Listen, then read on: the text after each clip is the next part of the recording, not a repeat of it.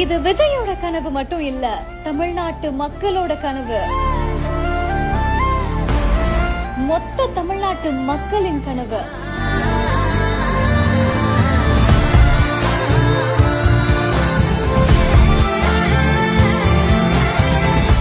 ஆளுநரின் கையால் பதவியேற்க உரிமையை வாங்கிய டிவிகே தலைவர் விஜய்